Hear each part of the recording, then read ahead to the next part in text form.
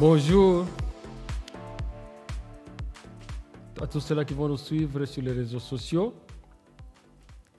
Nous avons un thème très spécial qui est intitulé « Le salut, la grâce, la foi et les œuvres » que nous allons lire dans Éphésiens chapitre 2, versets 8 à 10.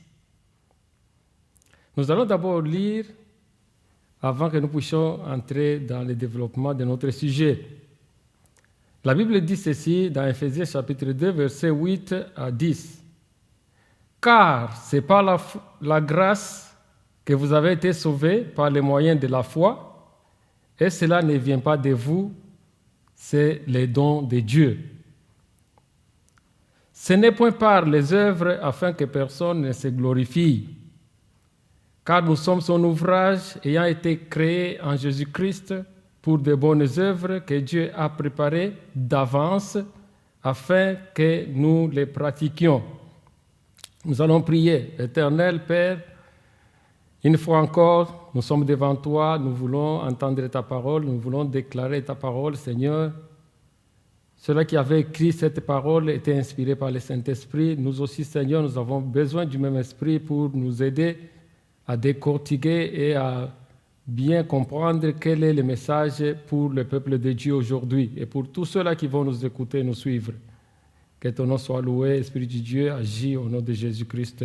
Amen. Encore bonjour, bien-aimés. Nous avons ce thème, le salut, la grâce, la foi et les œuvres, selon Éphésiens chapitre 2, versets 8 à 10. Un peu de contexte, si nous voyons bien, Paul est en prison et il écrit à l'église d'Éphèse, pas seulement à l'église d'Éphèse comme telle, il écrit à l'église, parce que même si vous lisez dans le chapitre 1, verset 23, là il dit qui est son corps, c'est-à-dire l'église, la plénitude de celui qui remplit tout en tous. Donc c'est à l'église que Paul écrit, même si cela pouvait être adressé à l'église d'Éphèse. Et dans le contexte, nous voyons à l'église d'Éphèse, c'est l'église primitive, l'église commence à grandir. Il y a des églises qui se créent par-ci, par-là. Dans cette église d'Éphèse, il y avait les juifs et il y avait les non-juifs, les païens. Alors déjà, il y avait un problème parce que les juifs, eux, ils avaient déjà la loi, mais ils n'avaient pas Jésus-Christ. Mais les païens qui n'avaient ni la loi ni Jésus-Christ, maintenant, le problème sera au point où les Juifs, lorsqu'ils reçoivent Jésus, ils veulent garder la loi avec eux. Alors que les païens qui ont reçu Jésus-Christ, ils n'ont rien à faire avec la loi. Maintenant, dans cette situation-là, Paul est en train d'écrire au peuple de Dieu pour une bonne orientation. Et je crois fermement que ce message, c'est un message dont nous avons besoin pendant notre génération. Alors pour ce faire, j'ai divisé mon message en 4 parties ou 4 thèmes où j'ai un thème principal qui est le salut. Donc tout c'est le salut, c'est ça le thème principal. Et dans ce thème principal, j'ai eu 3 thèmes secondaires qui sont la grâce, la foi et les œuvres. Donc, je vais parler de ces 4 ici, avec comme thème principal, comme je l'ai dit, c'est le salut. Et nous allons comprendre, parce qu'en principe, ce que je voudrais, là où je voudrais arriver, c'est au point où nous devons dire que nous sommes sauvés par la grâce au moyen de la foi pour de bonnes œuvres. Je crois que vous allez bien me suivre pour que nous puissions arriver à cette conclusion-là. Commençons par le salut, parce que c'est ça même le thème principal. Le salut, je l'ai défini comme la provision de Dieu dans la situation des hommes, dans leurs besoins et surtout du péché. Donc c'est Dieu qui pourvoit. Donc le salut, c'est la provision de Dieu pour les besoins des hommes et la provision de Dieu pour le péché. C'est ça le salut. Il est un don de Dieu, comme nous l'avons lu dans le chapitre 8, verset 11. Donc le salut, ça ne vient pas des hommes, c'est un don de Dieu, c'est Dieu qui donne le salut. Alors, lorsque vous lisez nous lisons Matthieu chapitre 1, verset 21, quand Jésus devrait naître, l'ange va dire à ses parents, « Elle enfantera un fils », c'est Marie enfantera un fils, et lui donnera le nom de Jésus. C'est lui qui sauvera son peuple de ses péchés. Donc, le salut, c'est la provision de Dieu pour les péchés. Et cette solution de Dieu-là, c'est Jésus-Christ. Parce que c'est Christ qui est venu pour résoudre les problèmes du péché.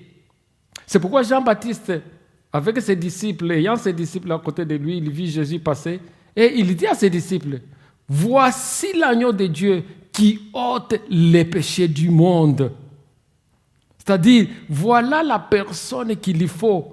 C'est cette personne qui ôte les péchés du monde. On a besoin de Jésus-Christ. Parce que les problèmes du péché, c'est lui qui nous avait séparés de Dieu. Entre Dieu et les hommes, il y avait un problème qui s'appelait péché. Alors c'est pourquoi Jésus-Christ est venu pour résoudre ces problèmes-là. C'est ce que nous appelons maintenant, Jésus est venu sauver. Il est venu donner le salut. Donc Dieu a donné une provision aux hommes. Mes frères et sœurs, moi j'ai toujours dit que dans ce monde, s'il y a une provision dont nous avons besoin, c'est la provision de Jésus-Christ. C'est Jésus qui est la provision, qui est venu résoudre ces problèmes qui nous séparaient de Dieu, ces problèmes qui nous séparaient même entre hommes. Le péché aujourd'hui est en train de faire des dégâts. Les familles sont divisées à cause du péché. Il y a des souffrances, il y a des misères, on tue, il y a tout ce qui se passe dans ce monde, des guerres, des conflits à cause du péché. C'est pourquoi nous avons besoin de Jésus-Christ. Donc Jésus-Christ, c'est lui qui est venu pour sauver le monde, pour te sauver et pour me sauver. Donc Paul est en train d'écrire que ces gens ici sont sauvés. C'est-à-dire que vous soyez juifs, que vous soyez non-juifs, mais vous avez reçu le salut de Dieu. Le salut ne choisit pas. Le salut est là pour tout le monde. Le salut n'a pas de couleur. Le salut n'a pas de langue. Le salut n'a pas d'origine pour dire vous êtes d'où. Mais le salut, c'est le don de Dieu à toute l'humanité, à tous les hommes, à toutes les femmes. Le salut de Dieu est disponible. Jésus-Christ est disponible comme solution au problème qui avait été là des années entre Dieu et ses créations, l'homme et aussi la femme. Quand nous disons l'homme, nous disons aussi l'homme, c'est-à-dire l'homme et la femme, ou les êtres humains. Alors c'était ça le problème, c'était le salut. Donc le salut est venu. Paul dit que le salut, ce n'est pas quelque chose qu'on doit seulement donner, qui est donné aux Juifs ou qui est donné aux païens, c'est tout le monde. Vous tous, vous avez été sauvés. Maintenant, il explique pourquoi vous avez été sauvés ou comment vous avez été sauvés. C'est là où il y a les problèmes. Aujourd'hui, on peut croire, il y a les gens qui sont encore, il y a des problèmes parce qu'il y a ceux qui croient qu'on est sauvé seulement. C'est par la grâce et c'est fini, on est sauvé par la grâce, c'est fini, je suis sauvé par la grâce. Vous ne connaissez pas ce que je suis, moi je suis sauvé par la grâce. Et les autres qui peuvent dire nous sommes sauvés par la grâce et au moyen de la foi, ce qui est aussi bien. Mais il y a un problème que je vois personnellement dans l'Église, c'est les œuvres. Parfois, on ne tient plus compte des œuvres, on s'arrête seulement à la grâce, on s'arrête parfois même cette grâce, nous ne la comprenons pas très bien et on s'arrête à la foi. C'est pourquoi j'ai voulu que nous puissions réellement essayer de comprendre le salut la grâce, la foi et les œuvres. Si nous avons parlé du salut comme c'est la provision de Dieu, dans les cas des besoins des hommes et des femmes, et pour leurs péchés, maintenant regardons comment on obtient ces saluts-là. Il dit que vous avez obtenu le salut de Dieu par la grâce. Le salut s'obtient par la grâce. Et la grâce est là. Elle est disponible pour tout homme, pour toute femme, pour tout âge, pour toute race. La grâce est là. Par définition, j'ai dit que la grâce est une faveur spéciale que nous recevons de Dieu. Et cette faveur-là est là pour tout le monde. La grâce est là. Mais parfois aujourd'hui, nous abusons la grâce. Parfois aujourd'hui, nous ne comprenons pas la grâce. La grâce n'est pas dire que je dois faire tout ce que je veux. Je dois faire tout ce que comme je veux, comme je vois, comme j'entends. Non, non, ce n'est pas ça. La grâce doit être bien comprise. La grâce doit être bien expliquée pour que le monde puisse bien comprendre et que même l'Église, même ceux-là qui sont sauvés, puissent eux aussi comprendre qu'est-ce que signifie la grâce. Quand nous lisons dans Tite chapitre 2, versets 11 à 12, Paul écrit ce qui suit. Quand la grâce de Dieu, source de salut pour tous les hommes, a été manifestée. Paul dit que la grâce de Dieu, elle est la source de salut pour tous les hommes et pour toutes les femmes, a été déjà manifestée. Cette grâce-là de Dieu, c'est Jésus-Christ. Cette grâce-là a été déjà manifestée pour tout le monde, pas pour certains. Maintenant, il ajoute, il dit, et nous enseigne à renoncer à l'impiété et aux convoitises mondaines et à vivre dans les siècles présents selon la sagesse, la justice et la piété. Quand on parle de la piété, on parle des œuvres, des bonnes œuvres. Donc Paul dit que cette grâce, elle est là manifestée pour tout le monde. Et cette grâce est là pour nous enseigner à renoncer aux œuvres, aux mauvaises œuvres, si je vais dire ça comme ça. Aux œuvres qui ne sont pas bonnes, qui ne sont pas acceptables, tolérables devant Dieu. Donc quand nous disons que nous avons la grâce de Dieu, nous sommes sauvés par la grâce de Dieu, c'est que nous disons que cette grâce nous enseigne à fuir et à abandonner les péchés, à abandonner le mal. C'est ça la grâce. La grâce n'est pas vivre ce que tu veux vivre comme tu veux vivre. Mais la grâce t'enseigne, la grâce nous enseigne à nous attacher à la vie qui plaît à Dieu.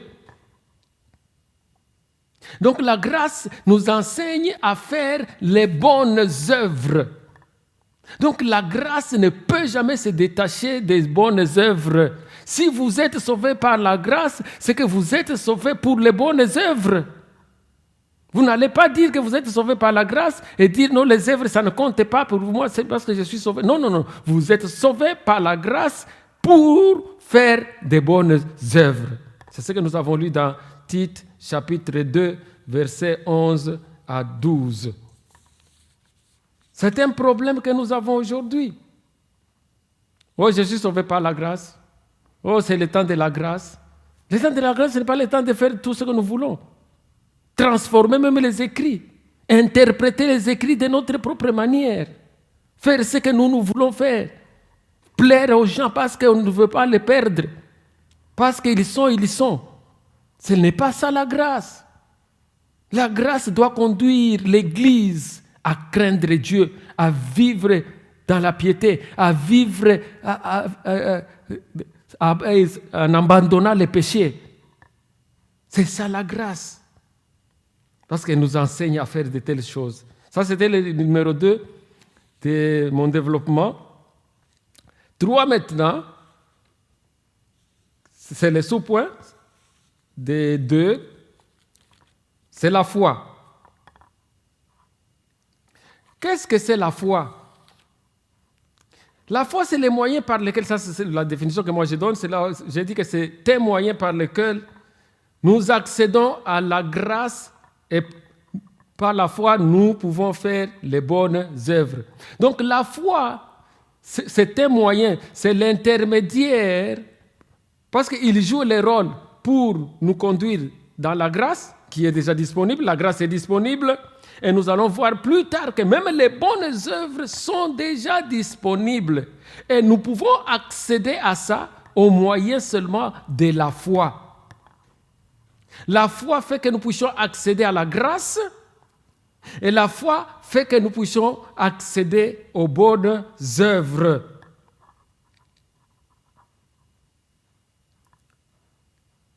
C'est pourquoi vous allez voir aujourd'hui, les gens peuvent dire qu'ils sont sauvés par la grâce et abandonner complètement les bonnes œuvres, et ça devient un problème. Parce que ce que je voulais dire surtout, c'est que lorsque je dis que j'ai la foi, je crois qu'il y a une grâce qui m'a été accordée. Et par cette grâce-là, j'accepte cette grâce-là, j'ai mes péchés qui sont pardonnés parce qu'en acceptant Jésus-Christ, mes péchés sont pardonnés. Et alors, grâce à la foi que j'ai, je suis pardonné et je me réjouis de la grâce de Dieu. C'est pourquoi, quand vous lisez dans Hébreux, chapitre 1, verset 1, on nous définit la foi comme étant une ferme assurance des choses qu'on espère et une démonstration de celles qu'on ne voit pas. Donc, j'espère dans cette grâce, je crois dans cette grâce-là. Que ce n'est pas par mes œuvres que je suis sauvé, ce n'est pas par ce que j'ai fait, par ce que j'entreprends, par ce que je suis sauvé. Je suis sauvé par la grâce et c'est pourquoi je crois. Il n'y a rien que je puisse faire pour être sauvé, il n'y a rien que je puisse faire pour faire sauver quelqu'un, mais c'est seulement la grâce. Donc, lorsque la foi peut nous introduire dans la grâce de Dieu, qui nous a été manifestée à tous. Et lorsque nous allons maintenant au troisième point, je vais parler maintenant des œuvres. Les œuvres sont pour moi les résultats de la foi. Vous savez, quand on doit parler des œuvres, je voudrais faire une petite distinction entre les œuvres de la loi et les œuvres de la foi. Quand vous regardez dans l'Ancien Testament, ceux-là qui nous sont précédés dans la foi, les Israélites, les Juifs, et ils avaient les œuvres de la foi et de la loi, c'est-à-dire ce qu'ils faisaient, ils le faisaient tout juste parce que la loi leur recommandait de faire ou de ne pas faire. Le résultat de ce qu'ils faisaient, de ce qu'ils ne faisaient pas, dépendait de ce que la loi disait. Donc pour lui, quand il donne parce que la loi dit qu'il doit donner. Parfois, il n'y a même pas l'amour. Quelqu'un peut donner sans avoir l'amour, tout simplement parce que la loi dit qu'il faut donner. Aujourd'hui, nous avons de tels enseignements, il faut donner pour être béni, et les gens peuvent faire ça. Ça, c'est la loi, ce sont les œuvres de la loi. Vous donnez tout simplement parce que la loi dit qu'il faut donner, peut-être pour avoir, peut-être pour faire cela et ceci. Mais il y a la foi ou les œuvres de la foi qui sont différentes des œuvres de la loi. Ici, c'est je crois. C'est pourquoi je puis faire ça. Et je crois que même lorsque je dis que je crois, c'est-à-dire, je crois que je suis incapable, je sais que je suis incapable de faire ce que je dois faire là. Je suis incapable d'aimer. Je suis incapable de donner. Je suis incapable. C'est pourquoi je crois que Dieu est capable de me faire la grâce de donner, la grâce de visiter, la grâce de faire le bien. Ça, ce sont les œuvres de la foi. Nous ne voulons plus, nous ne voulons plus, disons, Dieu ne voulait pas que les gens continuent à faire les choses sous la loi. Il voudrait que les gens soient au niveau de faire les choses sous la foi. Que ce soit la foi qui influence la personne à faire ce qu'elle est en train de faire. Parce qu'avec la foi, les choses deviennent faciles. Avec la loi, c'est compliqué. Parce que la loi dit ceci, que lorsque tu brises une loi seulement, tu fais tomber toutes les lois. Donc tu reviens à zéro. Tu peux donner, tu peux faire ceci, mais quand tu vas haïr, directement tout tombe. Gloire soit rendue à Dieu parce qu'aujourd'hui, nous sommes sous cette grâce-là qui fait que par la foi, nous pouvons faire de bonnes œuvres. Nous savons que même si j'essaye aujourd'hui, j'échoue à aimer, j'échoue à donner, j'échoue, mais je sais que Dieu, par sa grâce, il m'aidera un jour. Il est en train de travailler dans ma vie, de me transformer afin que je sois à mesure de faire le bien. Paul dit dans Romains que les biens que je voudrais faire, je ne les fais pas. Les mal que je ne voudrais pas faire, c'est ce que j'ai fait. Misérable que je suis. Nous sommes tous misérables, les frères et sœurs. Nous avons besoin de la grâce. Nous l'obtenons par la foi. Et cette même foi nous aidera à faire de bonnes œuvres. Nous avons la foi que nous ferons les bonnes œuvres. Frères et sœurs qui m'écoutent, c'est le temps de savoir que par la foi, nous ferons de bonnes œuvres. Maintenant, quand nous lisons dans Jacques chapitre 2, verset 18, Jacques dit quelque chose qui est très important. Jacques il dit ceci, mais quelqu'un dira, toi tu as la foi et moi j'ai les œuvres. Montre-moi ta foi sans les œuvres et moi je te montrerai la foi par mes œuvres. Donc lorsque nous disons que nous avons la foi, nous disons automatiquement que nous avons aussi les œuvres parce que la foi et les œuvres vont ensemble. La foi, la grâce et les œuvres, ça va ensemble. Parce que si tu as la foi, ce que tu crois là, c'est ce que tu fais. En d'autres termes, si tu crois dans l'amour de Dieu, c'est que tu dois avoir l'amour. Si tu crois dans la patience, c'est que tu dois avoir la patience. Si tu crois dans la vérité, c'est que tu dois avoir la vérité. Et ainsi de suite. Ce sont des choses que tu ne peux jamais séparer.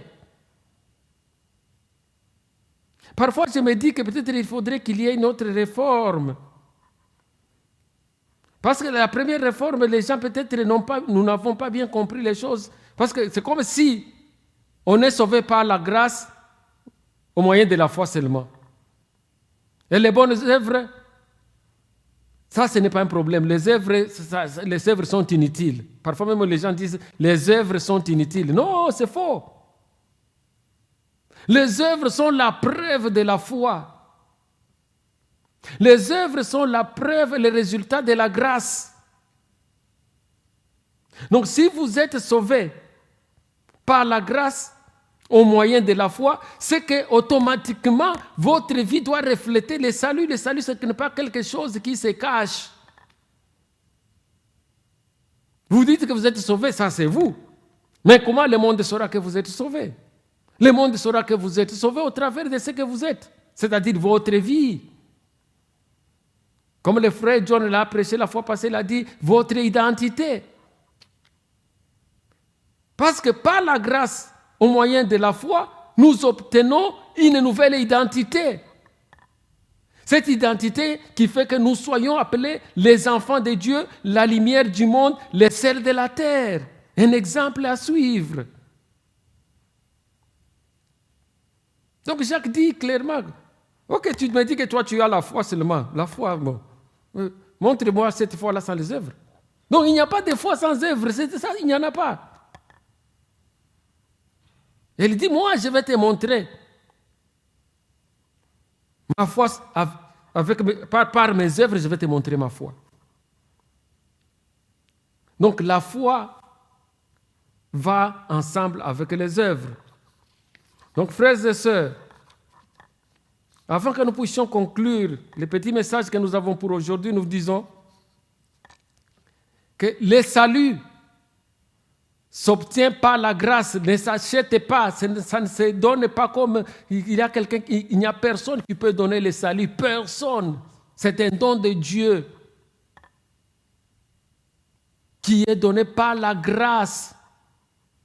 On ne mérite rien dans le salut.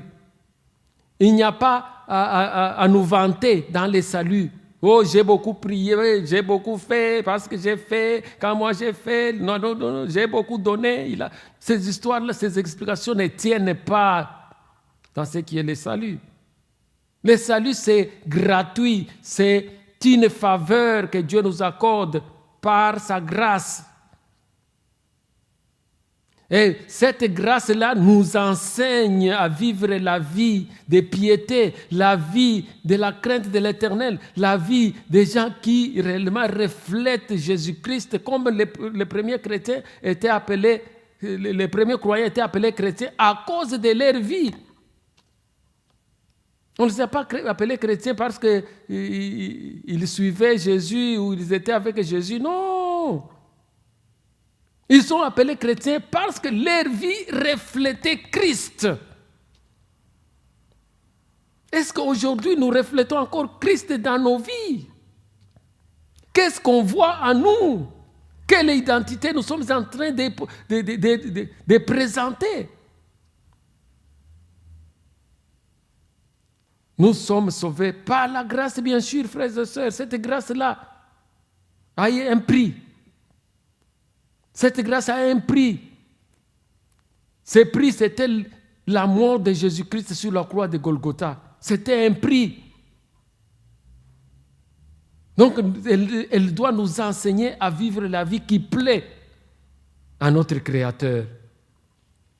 Ça, c'est la grâce. Et pour que tu puisses arriver à te réjouir de cette grâce, il faut que tu aies la foi. Que tu aies cette ferme assurance que c'est ça, Christ est mort pour moi. Ça, je le sais, je crois. Il a versé son sang pour moi, il m'a sauvé et il est avec moi en train de m'aider pour que je sois capable de produire des fruits dignes de repentance, des fruits qui glorifient mon Créateur. Donc, séparer les œuvres de la foi ou de la grâce serait une grosse erreur. Peut-être c'est ce qui fait qu'aujourd'hui, l'Église est en train de vivre des moments parfois très critiques et sombres. Parce que les œuvres, les gens disent, les œuvres sont inutiles. Le problème, c'est qu'on a la foi.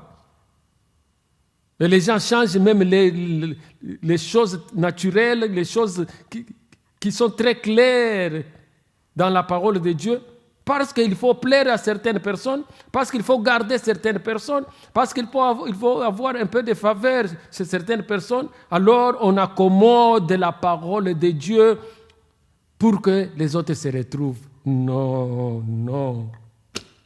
Ça, ce n'est pas la grâce. Ça, c'est autre chose. Parce que la grâce a payé le prix sur la croix de Golgotha. Et cette grâce-là a payé le prix pour que nos péchés soient pardonnés. C'était le problème du péché qui a fait qu'on parle de la grâce.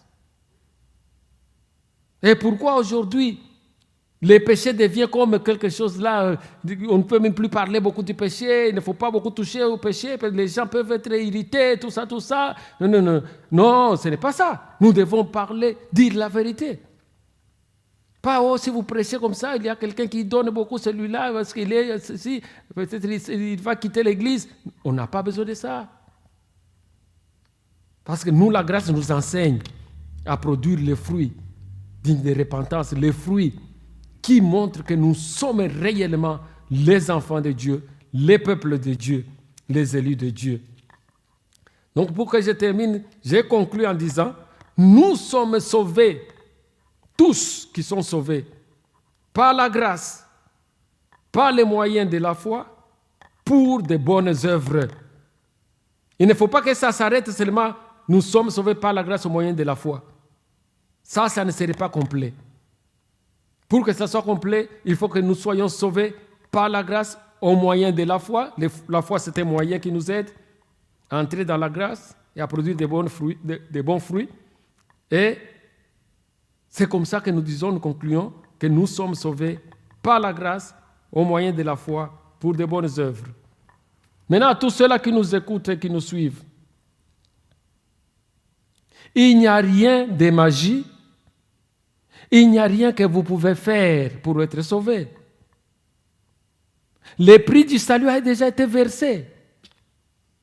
La dette était complètement payée. Tout est déjà disponible, tout est sur la table.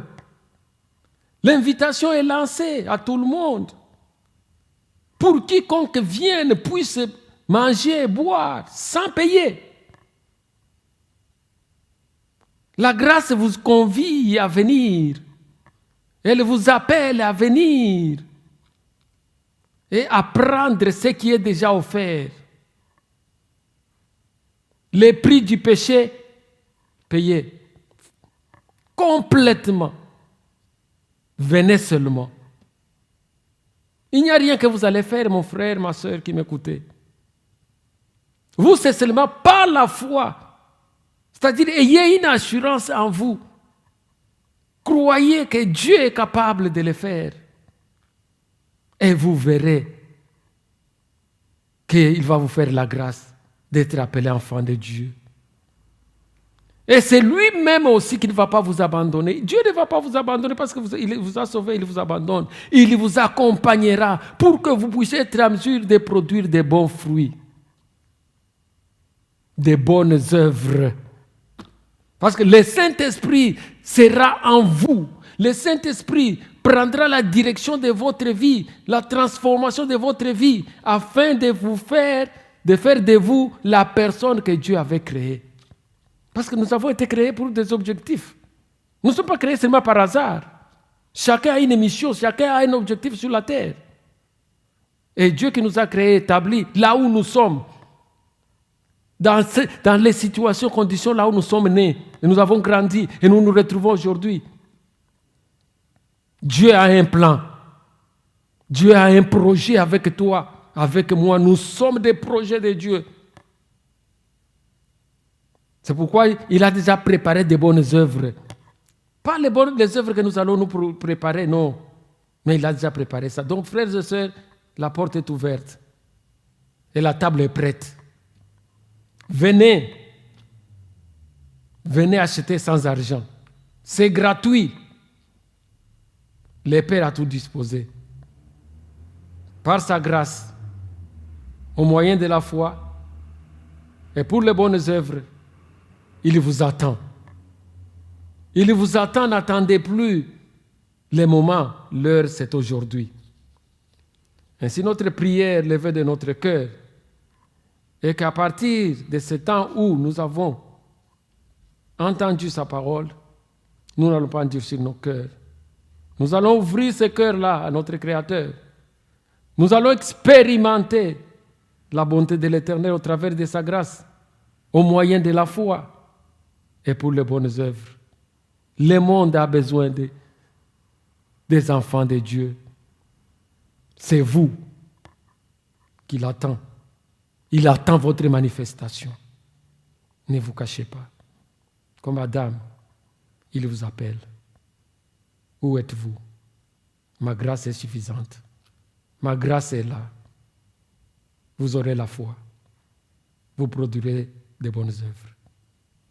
Que Dieu nous bénisse. Que Dieu bénisse sa parole. Je vais encore prier. Éternel Dieu, encore une fois, nous te disons merci. Parce que nous comprenons, Père, que ce n'est pas par notre force, par nos efforts personnels, que nous sommes sauvés. Nous sommes sauvés par la grâce. Nous sommes sauvés au moyen de la foi. Nous sommes sauvés pour de bonnes œuvres. Que ceci, Seigneur, résonne dans nos cœurs, que ça soit un sujet de notre réflexion, pour que nous puissions revenir, Seigneur Dieu, de nos mauvaises voies et que nous puissions nous appliquer aux bonnes œuvres. Par la puissance du Saint-Esprit, scelle ces paroles à nous, Seigneur. Aide nos frères et sœurs qui n'ont jamais donné leur vie à Jésus-Christ, qu'ils puissent décider, qu'ils puissent trouver cette grâce, qu'ils puissent avoir cette foi et qu'ils soient en mesure de produire des bonnes œuvres. Seigneur, nous comptons sur toi. Tu as parlé, tu le feras. Merci Seigneur Dieu. Béni soit ton nom au nom de Jésus-Christ.